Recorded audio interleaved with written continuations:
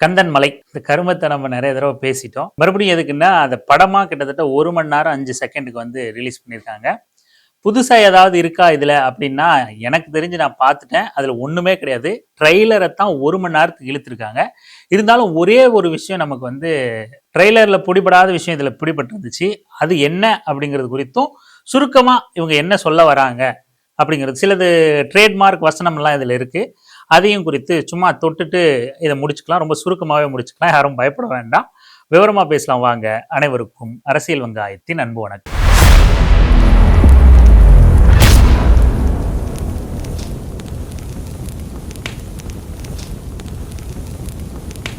இதுல நமக்கு புது தகவலா என்ன இருந்துச்சு அந்த 1 மணி நேரம் ட்ரெய்லரை பார்க்கும்போது அப்படின்னா, எச் ராஜா தான் இந்த படத்தோட ஹீரோ அப்படின்னு எனக்கு படம் முடியும் போது தான் இவர் தான் ஹீரோ போல இதுல அப்படின்னு நமக்கு தோணுச்சு. அது வரைக்கும் ஏதோ அவருக்கு ஒரு வேட்டியை மடிச்சு காட்டினா ஐயர்லே நான் ஒரு ரவுடி ஐயராக்கும் அப்படிங்கிற மாதிரி ஏதோ கேரக்டர் கொடுத்துருக்காங்க. பூணுல காமிச்சிட்டு ரவுடி மாதிரி ஏதாவது வசனம் பேச போறாரு, நாங்க கிராஸ் பெல்ட்லேயே பெரிய ரவுடி ஆக்கும் அப்படின்னு பேச போறாரு அப்படின்லாம் நம்ம நினைச்சிட்டு இருந்தோம். ஆனா இல்ல, எச் ராஜா தான் இதுல ஹீரோ. அதனாலதான் மேடையில வந்து எனக்கு இந்த படத்துல ஹீரோயினே வைக்கல, ரொம்ப வருத்தமா போச்சுங்க அப்படின்னு சொல்லி ஃபீல் பண்ணார். இப்ப இந்த ஹீரோயின் வச்சது வைக்கலன்னு வருத்தப்பட்டார்ல, அப்படியே இந்த வார்த்தை இங்க வச்சுங்க. கிளைமேக்ஸ்ல ஒரு வசனம் பேசியிருப்பார், எங்களுக்கு மண்ணும் முக்கியம்தான், பொண்ணும் முக்கியம்தான், மலையும் முக்கியம்தான். யாரு? ஹீரோயின் வைக்கலன்னு வருத்தப்பட்ட 60-70 வயசான கிழட்டு பைய மண்ணும் முக்கியம்தான் பொண்ணும் முக்கியம்தான் பேசுறோம். இப்போ நம்ம இதை ட்ரெய்லர்ல டீகோட் பண்ணும்போதே வந்து சொல்லணும்னு நினைச்சோம், மறந்துட்டோம். என்னன்னா இந்த வசனம் இருக்குல்ல, எனக்கு ஹீரோயின் இல்லை அப்படின்னு சொல்லி எச் ராஜா 60வது கல்யாணம் பண்ணியே கிட்டத்தட்ட 10 வருஷம் ஆயிடுச்சு. எச் ராஜா அப்பேற்பட்ட நபர் வந்து ஒரு பொதுவெளியில ஒரு அரசியல்வாதியா ஒரு கட்சியோட தேசிய செயலாளரா இருக்கிற ஒரு எச் ராஜா, எனக்கு நான் சினிமா நடிச்சேன், முதல் படத்துல ஹீரோயின் இல்லை, அடுத்த படத்துலயாவது ஹீரோயின் இருக்கும் அப்படின்னு எதிர்பார்க்கிறேன் அப்படின்னு பேசக்கூடிய இந்த எச் ராஜா இதே வார்த்தைய ஒருவேளை விடுதலை சிறுத்தைகள் கட்சியோட தலைவர் தொல் திருமாவளவன் வந்து எங்கேயாவது ஒரு காமெடிக்கு பேசிட முடியுமா? அந்த சும்மா ஒரு உதாரணத்துக்கு, எனக்கு அவர் இல்ல, அவரு கூட படம் நடிச்சிருக்காரு, அந்த மாதிரி அவர் எங்கேயாவது பேசியிருந்தா இன்னிய வரைக்கும் இந்த சங்கி கும்பல் அதை சும்மா விட்டுருக்குமா? இல்ல இந்த ஜாதி வெறி கும்பல் அந்த வசனத்தை சும்மா விட்டுருக்குமா? நீ ஹீரோயின் கேட்ட நபர் தானே, நீ எத்தனை ஹீரோயின் வேணும்னு கேட்டிருப்ப, அப்படி இப்படி நீ ஏகப்பட்ட வசனத்தை கதை கட்டி விட்டுருப்பல்ல.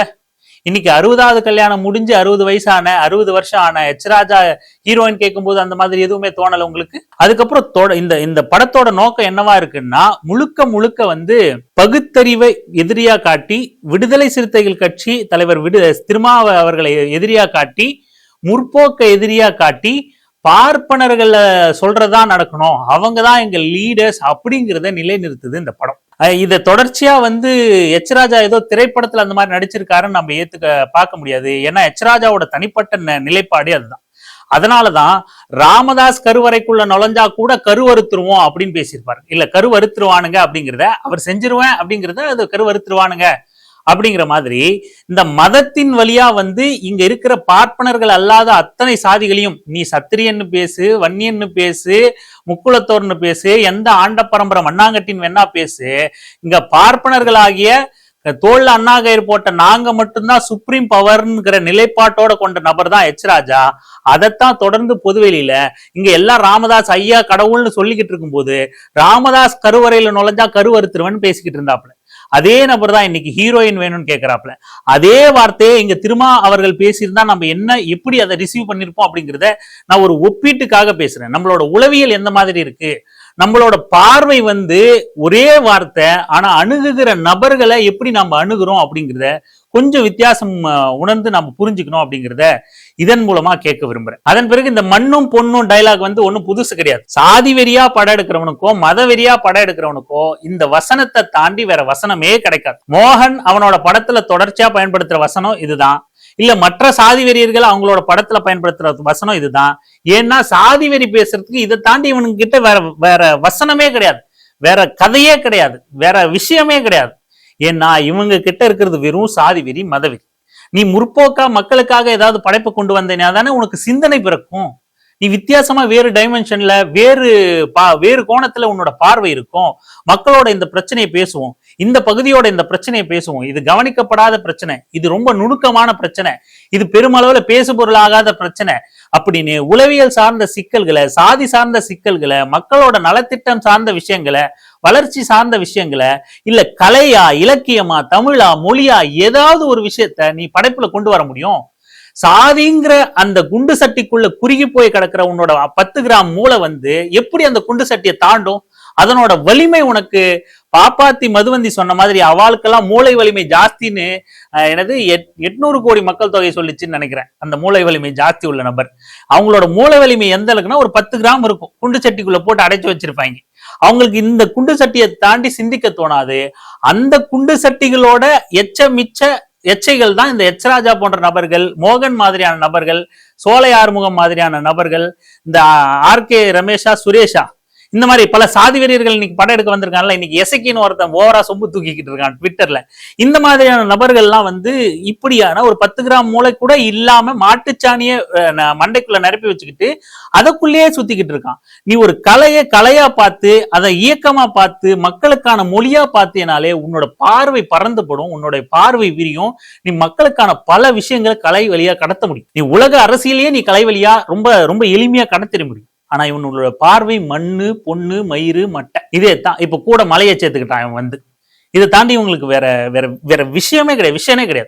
அதே போல இந்த கந்தன் மலைங்கிற அந்த படம் அவங்கன்னு சொல்லிக்கிறாங்க. நான் உண்மையிலேயே சொன்ன மாதிரி அது 1 மணி நேர ட்ரைலர் அப்படின்னு வேணா சொல்லலாம். காட்சிகள் சில ஜாதி வெறியா படம் எடுப்பான். பாகுபலி படம் எடுத்தீங்கன்னா அது ஒரு RSS சித்தாந்த பின்புலம் கொண்ட ஒரு படம். அது ஒரு மதவெறிய பரப்புற படம், மக்களை முட்டாளாக்கக்கூடிய படம். இருந்தாலும் அது கதையா ஏதோ என்கேஜிங்கா, ஒரு என்டர்டெய்னிங்கா, ஒரு பொழுதுபோக்காவது அது ஏதோ கொஞ்சம் நெஞ்ச வெற்றி அடைஞ்சிருக்கும். மக்களை தியேட்டருக்குள்ள ஒரு 2 மணி நேரம் என்கேஜ் பண்ற அளவுக்காவது அதனோட கதை, அந்த திரை அந்த மொழியில என்ன சொல்லுவாங்கல்ல, இயக்கம் இருக்குல்ல, அது இருந்துரும். ஆனா இவங்க கிட்ட அது கூட கிடையாது. விட்டா ரீல்ஸுக்கு கண்டென்ட் எடுப்பாங்கல்ல, அதுக்கு முன்னையும் தேவையில்லை, பின்னையும் தேவையில்லை. சும்மா ஒரு சின்ன விஷயத்த வச்சு ரீல்ஸ் எடுத்து 30 செகண்ட் 3 நிமிஷத்துக்கு அப்லோட் பண்ணிட்டு போயிருவோம்ல. அந்த மாதிரி அங்கங்க பிட்டு சீன் அங்கங்க வச்சு அதுல இருந்து ஒரு வசனத்தை எடுத்து ட்ரெய்லரா போட்டான். இப்ப முழு ட்ரெய்லரை 1 மணி நேரத்துக்கு போட்டான். இதுதான் அந்த படமே. நம்ம முதல்ல சொல்ல மாதிரி ஏற்கனவே அந்த ட்ரெய்லரை வச்சே, அதுல உள்ள வசனங்களை வச்சே இதை தேவையான அளவுக்கு அலசு நம்ம அலசிட்டதுனால 1-2 மிச்சமுள்ள வசனங்கள்னு சொல்லும் போது வன்மத்தை பேசிட்டு இதை நம்ம முடிச்சுப்போம். இன்னொரு விஷயம் கோவில்ல போயிட்டு ரவுடி எச்ராஜா பேசுவோம். ஆம புகுந்த வீடும் அறநிலையத்துறை புகுந்த கோவிலும் உருப்பிட்டதா சரித்திரம் இல்ல. ஆக அவங்க கிளம்புனதுன்னே இந்த கோயிலை தண்ணி ஊத்தி கழுவுங்கடா அப்படின்னு. எதுக்கு அந்த சீன் வரும்னா, அறநிலையத்துறை அந்த கோவில் நிர்வாகத்துல இருக்கிறவங்க நன்கொடை வாங்குவாங்களாம். எனக்கு வேண்டுதல் நிறைவேறிச்சுன்னு ஒரு 500 ரூபாய் நன்கொடை ஒரு நபர் கொடுப்பாராம். கொடுக்கும் போதே ஒளிஞ்சிருந்து லஞ்ச ஒழிப்புத்துறை பிடிக்கிற மாதிரி HRNC ஆபீசர் உடனே பிடிச்சிருவாங்களாம். ஏன் என்ன பண்ண, நீ லஞ்சம் வாங்குற அப்படின்னு சொல்லி பிடிச்சிருவாங்களாம். அதனால அதை எதிர்க்க வந்த எச்ராஜா HRNC ஆபீசரை அடிச்சு விரட்டுவாரு. அவங்கள விரட்டின உடனே கோவிலை புனிதப்படுத்தணும். இதுல ரொம்ப நுணுக்கமான விஷயங்கள் இருக்கு. என்னன்னா, ஒண்ணு, இவன் HRNC ஆபீசரை வெளியேற்றிட்டு நிர்வாகத்தை நம்ம கிட்ட கொண்டு வரணும், இல்ல அது பின்னாடி சூழ்ச்சி இருக்கு, இல்ல அவங்க கிட்ட நிர்வாகம் இல்ல அப்படின்னு ஏதாவது ஒரு அரசியலை பேசியிருந்தான், அவன் சார்பு அரசியலா இருந்தா கூட நம்ம ஒத்துக்கலாம், ஏதோ அவங்க வாதம், அதுக்கு மறுப்பு தெரிவிக்கலாம். ஆனா HRNCக்கு எதிராக கூட அவன் எதை கையில் எடுக்கிறான் அப்படின்னா, தீட்டு கையில் எடுக்கிறான். இங்க சக இந்து மக்களையே, சக மனிதர்களையே கோவிலுக்குள்ள வரக்கூடாது, தவறி வந்துட்டா தீட்டு கழிக்கணும், பூஜை புனஸ்காரம் பண்ணணும், தண்ணி ஊத்தி கழுவணும் அப்படின்னு ஆளுநர் ரவி முதல் கொண்டு எடுத்துட்டு வந்து தொடப்பத்தை வச்சு பெருக்கிட்டு இருக்கிற சூழல்ல தான் இவனுங்களோட மத வெறி அப்படிங்கிறது இங்க இருக்கு. அந்த மதவெறிய HRNC ஆபீசர்கள் கிட்ட அறநிலையத்துறை ஆபீசர்கள் உள்ள வெளியே போனாலும் அதுவும் தீட்டு. ஏன்னா அந்த அறநிலையத்துறை அதிகாரிகளும் பார்ப்பனர்கள் அல்லாத நம்மவர்களா இருக்காங்க. அப்ப நம்மவன் எந்த அதிகாரிங்கிற பேர்ல உள்ள வந்தாலும் அவனை கழுவி தீட்டு சுத்தப்படுத்தணும் அப்படிங்கறத எங்க வைக்கிறான் பாருங்க. அதாவது அவங்களுக்கு மூளை எங்க இருக்கும், எதுல இருக்கும் அப்படின்னு நம்ம சொல்றோம்ல, அந்த மாதிரி அவங்களோட சிந்தனை எப்பொழுதுமே தீட்டு கொள்கையில தான் இருக்கும். அவங்களோட சிந்தனை வெறுமனே அந்த அதிகாரத்தை எதிர்க்கிறதா இருக்காது, தீட்டு கொள்கையை நிலைநிறுத்துறதுதான் இருக்கும். அதனாலதான் அதிகாரி போனாலும் கழுவி சுத்தப்படுத்துன்னு ஒரு வசனத்தை வைக்கிறான். இன்னொரு புறம் இதுல இன்னொரு நுணுக்கமா நீங்க கவனிச்சீங்கன்னா, 500 ரூபாய் நன்கொடை வாங்குறான் கோயில் நிர்வாகத்தை பாக்குறவன், அந்த நன்கொடைக்கு HRNC ஆபீசர் வராரு, கைங்களுமா பிடிக்கிறாரு, அதனால தீட்டு கழிக்கணுங்கிறான். இங்க இந்த பக்கம் இருந்து பாத்தீங்கன்னா ஒரு பக்கம் HRNC நன்கொடை வாங்குற கோவில் நிர்வாகிக்கு ஆதரவா நம்ம சீன் மாதிரி அந்த சீன் தெரியும். ஆனா அவனுங்களோட பரப்புரை என்ன? கோவில இந்துக்கள் கிட்ட ஒப்படைங்க. எந்த இந்துக்கள்? ஏற்கனவே கோயில்ல இந்துக்கள் தானே இருக்கான், நிர்வாகத்துல இந்துக்கள் தானே இருக்கான், அங்க அந்த ஊரை சார்ந்தவன் தானே இருக்கான். அதுவும் ஒரு குழுவா 5 பேரோ 7 பேரோ இருக்கணும் தானே அரசு, வெறுமனே அரசு மானிட்டர் மட்டும் தானே பண்ணுது, நிர்வாகம் தானே பண்ணுது. அந்த ஊர் மக்கள், ஒரு பெண் இருக்கணும், ஒரு தலித் இருக்கணும், அந்த ஊர்ல வேற மாற்று சாதியா இருக்காங்களோ அவங்க ஒருத்தங்க இருக்கணும் அப்படின்னு கலந்து ஒவ்வொரு முறையும் ஒரு 2 வருஷத்துக்கு ஒரு முறையோ 3 வருஷத்துக்கு ஒரு முறையோ மாறுது. அப்படி மாறி மாறி இருக்கணும், அதுல ஒரு ஜனநாயகத்தன்மை இருக்கணும் தானே அங்க இருக்கு. ஏற்கனவே இருக்கிறோம் ஃபுல்லா இந்து தானே, சட்டப்படியே அங்க மாற்று மதத்தினரை உள்ள போட முடியாது இல்ல. அப்ப எந்த இந்துக்கள் கிட்ட கேட்கிறான் இவன்? தொடர்ச்சியா என்ன சொல்றான்? பார்ப்பனர்கள் கையில கோயில் வரணும். சிதம்பரம் நடராஜர் கோயில்ல எப்படி வேட்டியம் அடிச்சு கட்டின ரவுடி பாப்பாங்க ரவுடிசம் பண்றாங்களோ அது போல அத்தனை கோவில்கள்லயும், ஏன்னா இப்பவே பல கோயில்களை நிலத்தை ஆக்கிரமிச்சு வித்து தீத்துட்டாங்க, அது போல எல்லா இடத்துலயும் பண்ணணும். பல ஆயிரம் கோடிக்கணக்கான சொத்துகள் கோயில்கள்ல நிறைஞ்சு கிடக்கு, அதை முழுமையா ஆட்டையை போடணும்னு திட்டம் போடுறான். அப்போ இந்துக்கள் கோயில் இந்துக்கள் கிட்ட வரணும் அப்படின்னு தோல்ல அண்ணா கயிறு மாட்டினவன், இடுப்புல மாட்டினவங்க கிட்ட வரக்கூடாது, தோல்ல அண்ணா கயிறு மாட்டினவங்க கிட்ட அந்த கோயில் வரணும் அப்படின்னு இவன் தொடர்ச்சியா பிரச்சாரம் பண்றான். அப்போ ஏற்கனவே நிர்வாகத்தில் இருக்கிற அதிகாரிகள் எல்லாம் இருக்கக்கூடாது, பார்ப்பனர்கள் வரணும்ன்றான். இந்த படத்துல என்ன சொல்றான்? அதாவது அந்த மாப் மென்டாலிட்டி தான் பக்கம் திருப்பணுமா. ஏற்கனவே அங்க நிர்வாகத்தில் இருக்கிறவங்க நல்லவங்க, அரசு அதிகாரிகள் அறநிலையத்துறையில இருந்து வர்றவங்க மட்டும்தான் கெட்டவங்க அப்படின்னு அந்த சீன்ல மேம்போக்கா காட்டிட்டு தீட்டு கொள்கையை புகுத்திட்டு போறான். ஒண்ணு நீ இந்துக்கள் தான் அங்க வரணும், கிராஸ் பெல்ட் தான் அங்க வரணும் அப்படின்னா அங்க நிர்வாகிகள் தப்புங்கிறத நீ அளவு பண்ணணும்ல. ஆனா பண்ண மாட்டான். அவன் எந்த மாதிரி உளவியலா நம்மள தாக்கணும்னு நினைக்கிறான், அங்க நிர்வாகிகளுக்கு சாதகமா பேசுற மாதிரி அறநிலையத்துறை வில்லனா காட்டிட்டு பொது உளவியலையே வந்து இந்துக்கள் கோயில் அதுலயே அந்த படத்திலே வச்சிருக்கான், இந்துக்கள் கோவில் இந்துக்களுக்கு வசம் வரணும் அப்படின்ட்டு. இவனோட திருட்டு புத்தி எந்த அளவுக்கு இருக்கு பாருங்க. திட்டம் போட்டு சூழ்ச்சி பண்றதுக்குன்னே அவனுங்க வாழ்க்கை அமையறதுனால எல்லாத்துலயும் திருட்டுத்தனமான சிந்தனைகளே அவங்க கிட்ட இருக்கும் அப்படிங்கிறதுக்கு இந்த ஒரு காட்சியும் உதாரணம். இந்த கந்தன் மலையில இந்து அறநிலையத்துறை சமய அறநிலையத்துறை பத்தி பல அவதூறுகள் வந்து அங்கங்க தெளிச்சு விடப்பட்டிருக்கு. அதனால நம்ம இந்து சமய அறநிலையத்துறையோட வரலாறு கிட்டத்தட்ட 1817 இருந்து 2025 வரைக்கும் என்ன நிலை இருக்கு, எப்படி இந்து சமய அறநிலையத்துறை உருவாச்சு, என்னெல்லாம் அது இப்போ மானிட்டர் பண்ணுது, என்னெல்லாம் அதிகாரம் இருக்கு அப்படின்னு எல்லாத்தையும் டீட்டெயிலாக தரவுகளோட ஆதாரங்களோட ஏற்கனவே ஒரு பதிவு போட்டிருக்கோம். அந்த பதிவோட லிங்க் வேணா டிஸ்கிரிப்ஷனில் கொடுக்குறோம், கார்டில் கொடுக்குறோம், எண்டு கார்டில் கொடுக்குறோம். இன்னும் கூடுதலாக இந்து சமய அறநிலையத்துறை பற்றி தெரிஞ்சுக்கணும் அப்படின்னு நினைக்கிறவங்க அந்த பதிவை பார்த்து தெரிஞ்சுக்கங்க. அதுக்கப்புறம் இந்த படத்தோட தொடக்கத்திலே வந்து ஒரு சீன் வரும், ஒரு ட்ரெய்லர் வரும்னு வச்சுங்களேன். ட்ரெய்லரோட சின்ன துண்டு காட்சி வரும். அந்த காட்சியில் என்ன பண்ணா, ஒரு குடிகாரன் வந்து குடிகார கணவன், அந்த குடிகார கணவனுக்கு மனைவியா இருக்கிற ஏழை மனைவி வந்து எச்ராஜா ஹீரோ எச்ராஜா கிட்ட வந்து பஞ்சாயத்துக்கு வருவாங்க. குடிச்சு நாசமா போறான் அப்படிமா. உடனே அந்த குடிகாரன், எங்க அப்பா கடையை திறந்து வச்சு ஸ்டாலின் அட்டாக் பண்றாங்களாம். என்ன புது விதமான அட்டாக்டா டேய், ஸ்டாலின் அட்டாக் பண்ணிட்டு கடையை திறந்து வச்சிருக்காங்க, எங்க அப்பா எல்லாம் இது தராரு அது தராரு அப்படின்னு சொல்லிட்டு அந்த குடியை எமோஷனல் ஆக்கி பெண்கள் மனசை கவர்றாங்களா இவங்க படத்தின் மூலமா. அப்படி ஒரு சீன் வரும். உடனே இப்படிப்பட்ட குடிகாரன் கூட நீ ஏன் வாழ்ற, தாலியை கழட்டி வீசிட்டு நீ பாட்டுக்கு உன் வேலையை பாரு, அவனை நீ மதிக்காத அப்படின்னு எச்ராஜா வந்து, அதாவது ரவுடி ராஜா வந்து ஒரு வசனம் பேசுறாப்புல. என்னடா இது, இவனுங்க அவ்வளோ நல்லவனுங்களா இல்லையே, ஒரு பெண் வந்து கொடுமைப்படுத்தப்பட்டா தாலியை கழட்டி வீசிட்டு போ, உன் வாழ்க்கையை நீ பாருன்னு சொல்ற அளவுக்கு முற்போக்குவாதிகள்லாம் இல்லையே, எப்படி இது தெரியாம வச்சிருப்பானுங்களோ, அவனுங்க கவனக்குறைவால வந்திருக்குமோ அப்படின்னு நான் யோசிச்சுக்கிட்டே இருக்கேன். அங்கதான் வச்சா ட்விஸ்ட். உடனே என்ன பண்ணுவான், எச்ராஜா ரெண்டு வார்த்தை அவனை திட்டின உடனே குடிகாரன் திருந்துருவான். அப்பவே அங்கேயே அந்த செகண்ட்லயே திருந்திட்டு, ஐயா மன்னிச்சிருங்க ஐயா, இனிமே நான் குடிக்க மாட்டேன் ஐயா அப்படின்பா. உடனே சரிம்மா நீ சேர்ந்து வாழு, உடனே கூப்பிடுவாரு அவங்களோட ஹெல்ப்பரை, அவர் பணக்கட்டை எடுத்துட்டு வந்து கொடுப்பாரு, இவங்க போய் சந்தோஷமா வாழ்வாங்க. இவங்களோட அந்த சிந்தனை வந்து தப்பி தவறி போய் கூட, கவனக்குறைவா கூட, ஏதோ ஒரு வேகத்துல கூட பெண் வந்து அந்த கட்டமைப்புல இருந்து வெளியே வர மாதிரி வச்சிடவே மாட்டாங்கன்னு நம்ம நம்பணும். அதே போலத்தான் அந்த காட்சி அமைஞ்சிருச்சு. வெறுமனே ஸ்டாலின், திமுக, டாஸ்மாக் இந்த பிரச்சனையை மட்டும் அந்த சீன் மூலமா எமோஷனலா கடத்தணும் அப்படின்னு முயற்சி பண்ணியிருக்கானுங்க. அப்படியெல்லாம் அந்த படத்துல ஒரு எமோஷன் கூட எங்கேயும் வந்து ஆடியன்ஸை வந்து ஒட்டின மாதிரி தெரியல. அந்த ட்ரெய்லர்ல எல்லாமே மொக்கையா, படு மொக்கையான சீன்களா தான் போச்சு. அதன் பிறகு இந்த ட்ரெய்லர் 1 மணி நேர ட்ரெய்லர்ல என்ன இருக்கு அப்படின்னா, தொடர்ச்சியா வழக்கமா இந்த தற்குறி பையன் மோகன் இருக்கான்ல, இன்னைக்கு எல்லாம் விஜய தற்குறிங்கிறாங்க. ஆனா நாம தான் முதல்ல ஒருத்தன் தற்குறி தத்தி மாடு தடி தாண்டவராயன்னு ஒருத்தனை சொன்னோம். அவன் யாருன்னா, அவன் மோகன் ஜி. அவர் இந்த மோகன் ஜியத்தான் நாம தற்குறின்னு பிராண்ட் பண்ணோம். அது தற்குறியாவே தான் காலம் ஃபுல்லா இருக்கும், அதுல சந்தேகமே கிடையாது. அவன் திருந்துறதுக்கான வாய்ப்பே கிடையாது. அந்த அளவுக்கு அவன் சங்கி கும்பலோட ரொம்ப இறுக்கமான உறவை வந்து பேணிக்கிட்டு இருக்கான். அதனால அவன் அதுல இருந்து வெளியே வரவே மாட்டான். அவன் காலத்துக்கும் தற்குறி தான். அப்படி அந்த தற்குறியோ அந்த தற்குறி மாதிரியான சில ஜாதிவெறி தற்குறிகள்லாம் வந்து தொடர்ச்சியா வந்து நாடக காதல் அப்படின்ற ஒரு விஷயத்த தொடர்ந்து படம் எடுத்துக்கிட்டு இருப்பானுங்க. அந்த நாடக காதல் பண்ணுவான் ஒரு பையன், தலித் வீட்டு பையன், நாடக காதல் ஜீன்ஸ் பேண்ட் டிஷர்ட் போட்டு ஏமாத்தி ஒரு வேறு சாதி பெண்ணை வந்து ஏமாத்திடுவான், லவ் பண்ணிடுவான், கல்யாணம் பண்ணிடுவான். ஒரு கட்டத்துல என்ன ஆகும்னா, ஏமாத்தினாலும் பரவாயில்ல, இந்த பொண்ணு ரொம்ப நம்ம மேல உயிரா இருக்கு அப்படின்னு அவன் வந்து திருந்திடுவான். அந்த பையன் வந்து திருந்திடுவான். ஆனா அவனை ஏமாத்த சொல்லி காதலிக்க சொல்லி அனுப்புற அந்த லீடர் வந்து திருந்து விட மாட்டான்.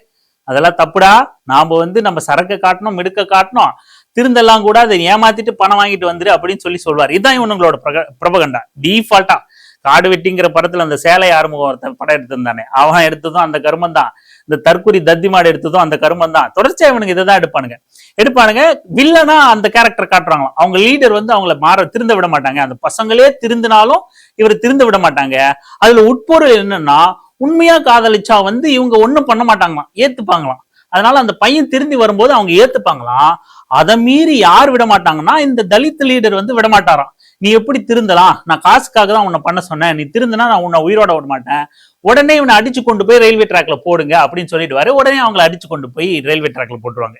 இது எங்க இவர் புத்திசாலி கனெக்ட் பண்றாரு தெரியுமா? ரவுடி ராஜா இளவரசன் படுகொலையில கனெக்ட் பண்றாரு. இளவரசன் படுகொலை வந்து ஏற்கனவே வாயை மொத்தமா பார்ப்பனர்களுக்கு ஷூ நக்கிறதுக்கு வாடகைக்கு விட்ட சீமான் வந்து இளவரசன் படுகொலை வந்து அது படுகொலை கிடையாது, அது வந்து ஒரு தற்கொலை அப்படின்னு சொல்லிட்டு பிரஸ் மீட்ல எல்லாம் பேசியிருக்கான். பார்ப்பனர்களுக்கு ஷூ துடைக்க வாய வாடகைக்கு வர்ற சீமான், தமிழின துரோகி சீமான்.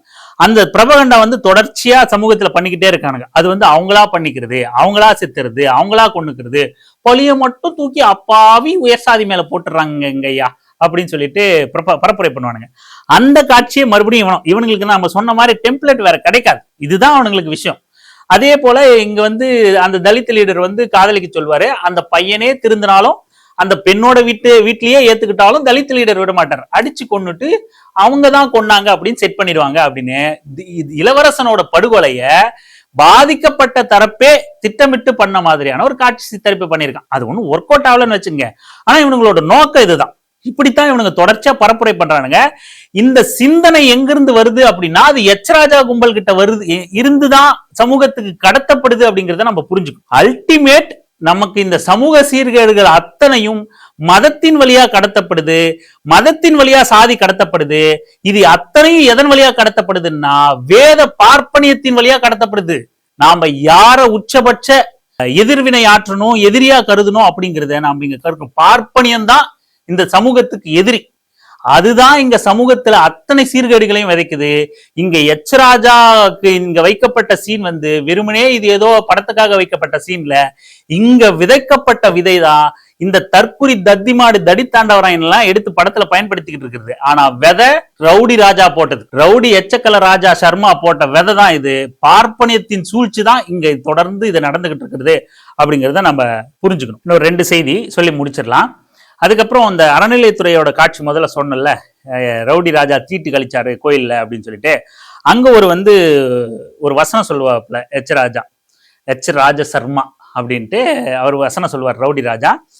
அந்த 2 அறநிலையத்துறை அதிகாரிகளும் நீங்க யார் எங்கிருந்து வந்தீங்கன்னு வந்து வசனம் கேட்பாரு. அவரு சார் நாங்க HRNCல இருந்து வந்திருக்கோம் அப்படின்னாக்கா, HRNC இங்கிலீஷா, அதனால ஏன் பிச்சைக்கார மொழியில பேசுற, தமிழ்ல பேசியா அப்படின்னு சொல்லுவாரு. அப்ப ஏன்டா நீ எச் ராஜான்னு பேர் வச்சிருக்க, ராஜா தமிழாடா, ராசான் வைக்க வேண்டியதான பேரு, அட்லீஸ்ட் இவனுக்கு ராஜாங்க அந்த பேரே வேணாலும் ராசான் அதை தமிழ் படுத்த வேண்டியதானே. சர்மா எங்க வந்துச்சு தமிழ்ல, சர்மா உன் பேரு தமிழ்ல மாத்த வேண்டியதானே. அதுவும் இல்லாம ஆங்கிலத்தை பிச்சைக்கார மொழிங்கிறான். பிச்சைக்கார ஷூவை காலம் ஃபுல்லா நக்கிக்கிட்டு இருந்த பரம்பரையை சார்ந்தவர் எது, ஆங்கிலத்தை பிச்சைக்கார மொழிங்கிறான். ஆங்கிலம் தான் நமக்கு இன்னைக்கு அறிவியலை தருது, எக்ஸ்போஷரை தருது. நம்ம முதல்ல சொன்ன மாதிரி கலை எப்படி ஒரு விரிந்த பார்வையில பார்க்கணுமோ, அதே போல நம்ம இங்க அறிவியலையும் கல்வியையும் தொழில்நுட்பத்தையும் விரிந்த பார்வையில பார்க்க வேண்டியதா இருக்கு, நாடு கடந்து அணுக வேண்டியதா இருக்கு. தமிழிலும் தன்னோட ஆரம்ப காலகட்டத்திலேயே கல் தோன்றி மண் தோன்றா காலத்தே முன் தோன்றிய மூத்த குடின்னு சொல்ற காலகட்டத்திலே கடல் கடந்து வணிகம் புரிஞ்சவங்க, பல்வேறு நாடுகள்ல நான் போய் வணிக தொடர்பு வைத்திருந்தவங்க, ஆட்சி போரிட்டவங்க, ஆட்சியை வென்றவங்க, ஆனா ஆட்சி அமைக்காதவர்கள், இப்படி பல்வேறு நாடுகளுக்கும் தமிழர்களுக்கும் தொடர்பு இருந்து இப்படி பயணப்பட்டுக்கிட்டே இருக்கிறவன் தான் தமிழன். எந்த எல்லைக்கும் உட்படாதவன் தான் தமிழன். அப்பேற்பட்டவனுக்கு இன்னைக்கு நம்ம தாய்மொழியோட சேர்ந்து உலக தொடர்புக்காக ஆங்கிலம் தேவைப்படுது. அந்த உலக தொடர்பு மொழியை பிச்சைக்கார மொழிங்கிறான். வெறும் கோவிலுக்குள்ள பிச்சை எடுக்க மட்டுமே பயன்படுத்துற மொழிக்கு சொந்தக்காரனான இவன். நாங்க சொல்லலாமா சமஸ்கிருதத்தை பிச்சைக்கார மொழின்னு? உனக்கு ஆங்கிலத்தை பிச்சைக்கார மொழின்னு சொல்ல உரிமை இருக்குன்னா, வெறுமனே பிச்சை எடுக்கிறதுக்கு மட்டுமே நீ ஒரு மொழியை பயன்படுத்திக்கிட்டு இருக்க அப்படின்னா அது அந்த மொழி தானே. வேற எங்க பயன்படுத்துற? இந்த இந்தியாவில் எத்தனை பேரால பயன்படுத்தப்படுது? விரல் விட்டு என்ன கூட இந்தியா முழுமைக்கும் 140 கோடி மக்கள் தொகை கொண்ட இந்த நாட்டுல வெறும் 25,000 பேர் கூட பேசப்படாத மொழி தானே அது. ஆனா இன்னி வரைக்கும் தமிழுக்கு நிதி ஒதுக்காத இந்த ஒன்றிய அரசு சமஸ்கிருதத்துக்கு வாரி வாரி வழங்கிட்டு இருக்கே. அதை கேள்வி கேட்க வேண்டியதானே எச் ராஜா சர்மா, ரவுடி சர்மா. இன்னும் பேசணும்னா நம்ம அதுல இருந்து நிறைய பேச வேண்டியதா இருக்கு. இன்னும் விரிந்து போய்கிட்டே இருக்கும். அது இவங்க எப்படியெல்லாம் நம்மள மூளைச்சலவை பண்றானுங்க அப்படிங்கிறத நம்ம உணரணுங்கிறதுக்காக எல்லாத்தையும் தொட்டு விடுறோம். அடுத்து நம்ம முக்குளத்தோர் அடிப்படையா கொண்டு நான் தான் ஒட்டுமொத்த முக்குளத்தோருக்கும் ஜாதி சங்க தலைவன் சொல்லிட்டு அது ஒரு பொறுக்கி திங்கிற சங்கி ஒண்ணு சுத்திக்கிட்டு இருக்கு. திருமாறன் ஜி அவரு, அதாவது நீங்க சங்கிகள் கூட சவகாசம் வச்சுக்கிட்டீங்கன்னா ஜியை கூட சேர்த்துக்கணும். திருமாறன் ஜி இவர் அந்த படத்துல ஒரு நீங்க சும்மா இருங்கனே அப்படின்னு சொல்லிட்டு நம்ம ரவுடி ராஜாவை சும்மா இருங்கனே அப்படின்னு சொல்லிட்டு இவர் வசனம் பேசுறாரு. கருப்பு சட்டையை போட்டு காதலிச்சு எங்களை ஏமாத்திட்டு போறீங்க. முழுக்க முழுக்க பெரியாரிசத்துக்கு மீதான வன்மம், திமுக மீதான வன்மம், விடுதலை சிறுத்தைகள் கட்சி மீதான வன்மம், தமிழர்களின் பண்பாட்டின் மீதான வன்மம். அதை நம்ம முக்கியமா கவனிக்கணும். தொடர்ச்சியா இந்த வன்மங்களை முழுமையா அந்த ஒரு மணி நேர ட்ரைலர்ல இறக்கிருக்கானுங்க. அதுதான் இந்த படமா இருக்கு. இப்படி அந்த திருமாறன் ஜி ஒரு வசனம் பேசுவார். உங்களை மாதிரி வளர்த்த சொத்தை காப்பாத்த வளர்த்த பிள்ளையே கல்யாணம் பண்ணிக்கிற ஈனப்பிறவைகளா நாங்க அப்படின்னு வசனம் பேசியிருப்பார். கேவலமா இல்ல உனக்கு? அசிங்கமா இல்ல உனக்கு? இதெல்லாம் நீ போய் உன்னை கல்யாணம் பண்ணிட்டு ஃபர்ஸ்ட் நைட் கூட நடத்தாம உன் பொண்டாட்டி உன்னை விட்டு ஓடி போயிட்டாங்கன்னு பப்ளிக்கா பேசுற. இதெல்லாம் நீ வசனம் பேச யோகியதை இருக்கா உனக்கு? கேவலமா இல்ல? சரி, இப்ப நம்ம இந்த இதுக்கே வருவோமே. பெரியார் மணியம்மை விவகாரம்ங்கிறது அவங்க மணியம்மை பெரியாரோட மகளே இல்லை அப்படிங்கிறது தான் உண்மை. அந்த திருமணம் அப்படிங்கிறது எதுக்காக நடந்துச்சு, எந்த வயதுல நடந்துச்சு, மணியம்மை அறியாத வயதுல நடந்துச்சு, எல்லாத்தையும் நம்ம தெளிவா ஏற்கனவே பேசியிருக்கோம். இந்த விவகாரத்தை எடுத்துட்டு நாங்க அந்த ஈனப்பிரிவியான்னு கேட்கிறோம். அதை விட பெரிய ஈனப்பிரிவியான எச் ராஜா, ரவுடி ராஜா கும்பலை சேர்ந்த ஒரு நபர். ஆனா நாம என்ன கேட்கிறோம், நீ தூக்கி பிடிக்கிறல இந்து மதம், இந்துத்துவ மதம், வேத பார்ப்பனிய மதம். அந்த வேத பார்ப்பனிய மதத்துல பிரம்மன் சரஸ்வதியை படைக்கும் போதே அவளோட அழகுல மயங்கி அவனே கல்யாணம் பண்ணிக்கிட்டான், தன் வாய்க்குள்ளேயே வச்சுக்கிட்டான் அப்படிங்கிற ஒரு கதை இருக்கு. இந்த கேடுகட்ட கன்றாவி கதையை வச்சுக்கிட்டு நீ பெரியார பேச வந்திருக்கிய? நீ ஏடா வளர்த்த பிள்ளைன்னு நீ சொல்ற. வளர்த்த பிள்ளை 30 வயது வரைக்கும் வளர்ந்த பிள்ளைய கல்யாணம் பண்ணிக்கிட்டாருன்னே வச்சு போயேன். நீ உன் வாதத்துக்கு வச்சு போயேன். 30 வயசு வரைக்கும் காத்துக்கிட்டு இருந்து ஒருத்தர் கல்யாணம் பண்ணிட்டாருன்னு வச்சுப்போம். 70 வயதை கடந்த ஒரு நபர் 30 வயது பெண்ணை கல்யாணம் பண்ணிக்கிட்டா உனக்கு சிக்கலா இருக்கு, ஈனப்பிறவியா இருக்கு. பிரம்மன் படைக்கிற கடவுளுங்கிற, கடவுள் படைக்கிறான்னா அவன் தான் தந்தை. படைக்கும் போதே அவ அழகுல மயங்கிட்ட ஒரு நாள் குழந்தைய, ஒரு நாள்ல படைக்கப்பட்ட அந்த பெண்ணு அவளை படைக்கும் போதே அழகுல மயங்கி கல்யாணம் பண்ணிக்கிட்டான்னா அந்த மாதிரியான ஒரு கதையை வச்சுக்கிட்டு இப்படி ஒரு ஈனத்தனமான ஒரு வசனத்தை வச்சுக்கிட்டு சுத்துறீங்களே, உங்களுக்கு கொஞ்சம் கூட கூச்ச நாச்சமே இல்லையா அப்படின்னு நாங்க கேட்கிறோம். பிரம்மன் சரஸ்வதியோட கதையை போய் கொஞ்சம் வாசிச்சுட்டு வரையா? அந்த தற்குறிக்கு அதெல்லாம் தெரிஞ்சா ஏன் அந்த ரவுடி ராஜா கூட எல்லாம் சேர்ந்து அண்ணா கயிறு எங்க கட்டணும் தெரியாத கும்பல் கூட எல்லாம் சேர்ந்துக்கிட்டு சுத்த போறாங்க? அறிவு கட்ட பிழைப்புவாதிகள் தானே இவங்க எல்லாம். இந்த மாதிரி ரொம்ப ஆக்வர்டான அருவருக்கத்தக்க வசனங்கள்னு கூட அதை சொல்ல முடியாது. அருவருக்கத்தக்க வசனங்களும் அருவருக்கத்தக்க ரீல்ஸ் காட்சிகளும் நிறைந்த ஒரு மணி நேர ட்ரைலரா தான் அந்த கந்தன்மலை அப்படிங்கறத நம்ம பார்க்க முடியுது. அதை தாண்டி இதுல வேற எந்த கன்றாவியும் இல்ல. வெறும் குப்பை வன்மோ ஜாதி வெறி, மத வெறி இதுதான் இருக்கு. அதுலயும் கடைசியா சொல்லணும்னா அதுல ஒரு காவல்துறை அதிகாரி கேரக்டர் வருது. அந்த காவல்துறை அதிகாரி கடவுள் மறுப்பாளரா, அதே போல ஒரு தலித் பின்புலம் கொண்டவராகவும் இருக்காரு, தலித் ஆதரவாளராகவும் இருக்காரு. அவரை வெட்டி கொள்றதுதான் அந்த படத்தோட கிளைமேக்ஸ். இப்போ நம்ம ஏற்கனவே அந்த ட்ரெய்லர் பத்தி பேசும்போதே பேசியிருக்கோம். நீ ஒரு கடவுள் மறுப்பாளரை கொல்றது, நாத்திகன் உயிரோட இருக்க கூடாதுன்னு வசனம் பேசிட்டு நீ வெட்டி கொள்ற மாதிரி ஒரு காட்சி வைக்கிற. நாங்க இந்த தமிழ்நாட்டோட, இந்திய நாட்டோட ஒட்டுமொத்த பிரச்சனையா, அதாவது நாத்திகர்கள் இந்த நாட்டோட பிரச்சனையா இருக்காங்களா அப்படிங்கிறது உண்மையா இல்லையாங்கிறது வேற விதமான டாபிக். அப்படி நீ கருதுற. இந்துத்துவவாதி சங்கி கும்பல் நீ கருதுற, அதனால நாத்திகனை வெட்டி கொள்றதா எங்களுக்கு கிளைமேக்ஸ் நீ வைக்கிற.